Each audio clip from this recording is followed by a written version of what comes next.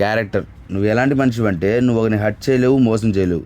కానీ ఒకరిని హర్ట్ చేసి మోసం చేశారంటే కూడా నువ్వు అసలు తట్టుకోలేవు అనమాట. అలాగే ఉన్నావు అనుకో, నువ్వు అది నీ మంచితనం అనేసి నువ్వు అనుకుంటావు. కానీ అందరికీ ఏమో అది నీ అమాయకత్వం, చేతకంతనంలాగా అనిపిస్తుంది. తెలుసుకో ముందు. నీ మంచితనం అందరికి అడ్వాంటేజ్ తీసుకొని అందరు కూడా నేను వాడుకొని యూజ్ అండ్ త్రో మాదిరి వాడుకుంటారు, వదిలేస్తారు. అలాగే నీతో ఆడుకుంటారు కూడా, ఏం చేయలేడు, ఏం పిక్కోలేడు అనేసి.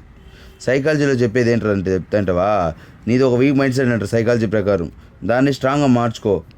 అంటే ఒకరు నేను హర్ట్ చేసి మోసం చేశారని తెలిసింది, అవతల నీవు ఇష్టపడ్డావు, ప్రేమించావన్నా కూడా వాళ్ళు నీతో ఎలాగైతే ప్రవర్తించారో నువ్వు అలాగే ప్రవర్తించు, వాళ్ళని దూరం పెట్టు, సక్సెస్గా చూపించు.